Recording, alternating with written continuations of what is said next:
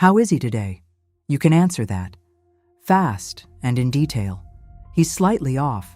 Not badly, but there's something. You could tell from the length of his first message and the fact that he didn't send the second one. You know it's not about you, probably. You know it'll lift by this evening if the afternoon goes all right. You know which version of you works best when he's like this, and you've already adjusted. That took you no effort at all. You've been fluent in him for years. Now, how are you today? And there it is. That pause, not a thoughtful pause, a blank one. You're reaching for something and finding a kind of static, and after a second or two, you'll probably answer with something about how tired you are or how much you've got on, which isn't an emotional state, it's a logistics report. You became an expert, genuinely. The level of attunement you have to another human being's inner weather is extraordinary, and if it were a profession, you'd be at the top of it. You just picked the wrong subject.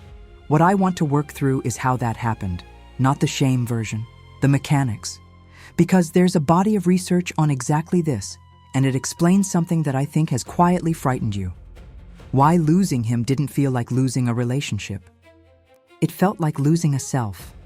Start with what love is actually supposed to do to us. Arthur Aaron spent decades on something called the self-expansion model, and the core idea is beautiful. When we fall in love, we take the other person into our sense of self. Their interests become partly ours. Their friends become ours. Their perspective sits inside our own. The boundary of me enlarges to include some of them. That's not pathology. That's the whole point. It's why new love makes you feel bigger, more capable, more interesting, like you've grown. You have. You've absorbed someone's world into yours, and you're carrying more than you were before. But it's supposed to run in both directions, so take an audit. What of his world is inside you now? Probably the music, the programs he likes, his view on a few things you never used to have views on, his friends, whose birthdays you remember, the shape of his weekends, the way he orders in restaurants, which is now the way you order. Whole regions of your inner life have his handwriting on them. Now do it the other way. What of yours is inside him? Take your time with that. Most women get to something small and slightly sad, a phrase he picked up, a food he'll now eat. That's the whole thing, right there. It wasn't a merger. It was an absorption. You expanded to include him, and he remained entirely, precisely himself. And that asymmetry is very hard to point at, because nothing bad ever happened. No one demanded anything. You just kept opening, and he never did. And after a few years, the shape of your life was his shape, and the shape of his was unchanged. And you called it closeness. That's the part I want to challenge, gently. Murray Bowen made a distinction that reorganizes this completely. He separated fusion from genuine intimacy and argued that the ability to stay yourself while being emotionally close to someone, he called it differentiation, is the actual measure of relational health. Fusion looks like intimacy from the inside. It feels like the deepest thing you've ever had. We're so close, we don't need words. I feel what he feels. When he's down, I'm down. His bad day is my bad day. That's romantic in every song you've ever heard. But look at what it actually requires. For his mood to become your mood automatically, there can't be a boundary. And where there's no boundary, there aren't two people meeting. There's one emotional field with a stronger and a weaker participant, and the weaker one dissolves into the shape of the stronger. That's why fusion always feels more like love to the person doing the dissolving. Of course it does. She's the one who disappeared, so she's the one who experiences it as unity. Here's a test that cuts straight to it. Can you be in a good mood while he's in a bad one? If the honest answer is no, not I'd feel sympathy, but no, his state takes mine over completely. That's not depth of feeling. That's a missing wall. Now, let's make it concrete, because concepts are easy to nod along to and hard to feel. Make the list. Not in your head. Write it. Everything that has quietly left your life since this relationship started.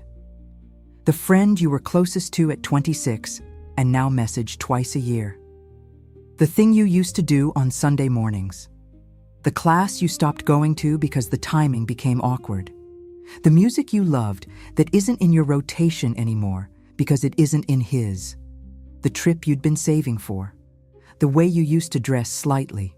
The version of your flat before it started being organized around when he was coming over. None of it left in a single moment. That's what makes it so hard to see. There was never a scene where you gave something up for him. Nothing you could point at and say, there, that's when it happened. It went in tiny, reasonable increments, each one so small that objecting to it would have seemed absurd. But run the list and you'll find a whole person in the negative space. Everything on that page is a piece of a life that was canceled without a meeting. And here's the specific cruelty of this particular version, the one that makes it so hard to explain to anyone. He was there. That's what nobody understands when you try to describe it. He didn't leave. He didn't cheat or shout or do anything you could name as a wrong. He came home. He was in the room. He said yes to things. There is no incident. And still, when you handed something over, a hard day, a fear, a piece of yourself you don't show people, there was nobody there to receive it. It went into the room and stayed in the room.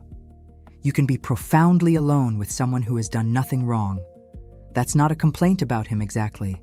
It's a description of a very particular kind of loneliness that doesn't come with any evidence, which is why you've never been able to justify it to your friends, and why you've spent years wondering whether you're just ungrateful.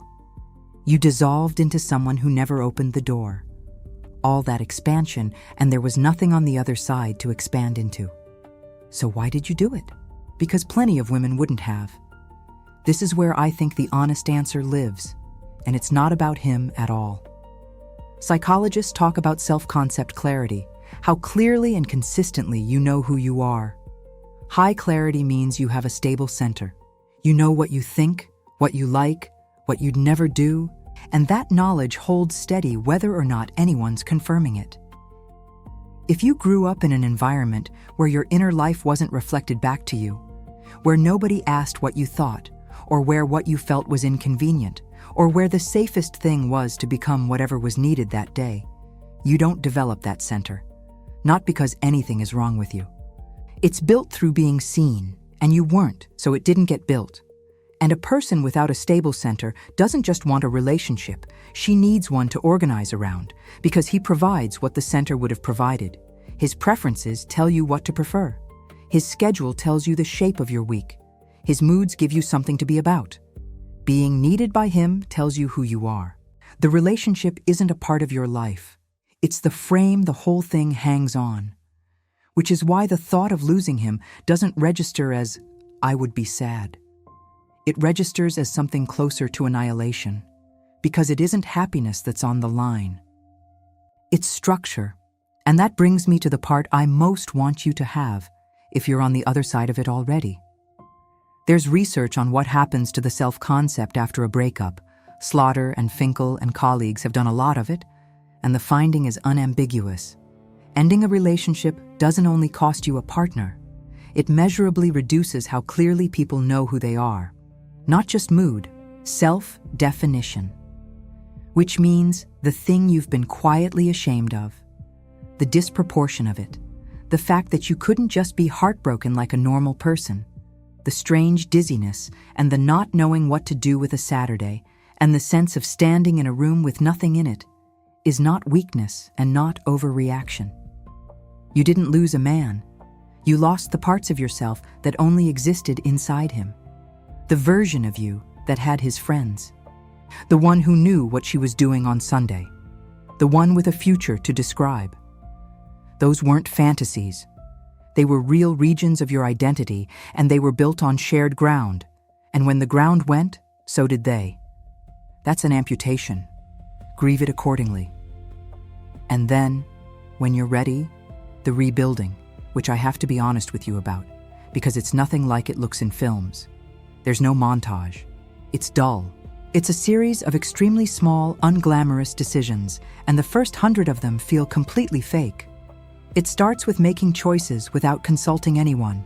Not big ones. What to eat, what to watch, whether to go. You'll notice how strong the pull is to text someone and ask, or to run it past a friend, or to choose the thing you'd choose if he were there. Do it alone. That's the exercise. Not because independence is a virtue, but because a preference only becomes real by being exercised. Then reclaim one thing a week from the list. The friend, the Sunday, the class. And here's the bit that trips everyone up. Don't wait until you feel like it. You won't feel like it. Desire doesn't come back first and then motivate the action. It's the other way round. You do the thing flatly, without enthusiasm, 4 or 5 times, and somewhere in there the wanting reappears. Waiting to feel motivated is how people stay in the empty room for 2 years and expect the specific discomfort of not knowing your own opinion. Someone will ask what you think about something, and you'll reach and find nothing. That's not evidence of damage. That's an unused muscle. Answer anyway. Say something and see whether it's true. You're allowed to be wrong about yourself while you're learning. I'd add one more thing, and it's the one people skip. Some of what left was genuinely mixed. You'll get the hobby back and find you don't actually like it anymore. That's fine. You're not restoring a museum. You're finding out what's true now, which is a different and better project. And then, the reason any of this matters. There's a version of closeness where you don't have to disappear. It looks like being able to want different things on a Saturday without it meaning anything about the relationship. Like him being in a foul mood and you being fine, sympathetic, present, and fine. Like having opinions he doesn't share and not feeling a threat in that. Like coming back from a weekend with your friends full of things to tell him, rather than coming back to check that everything's still all right.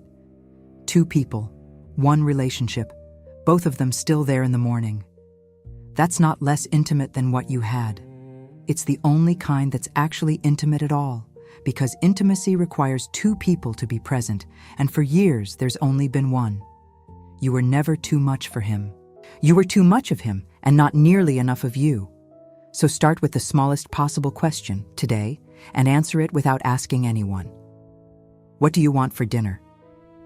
You'd be surprised how long it's been since anyone asked.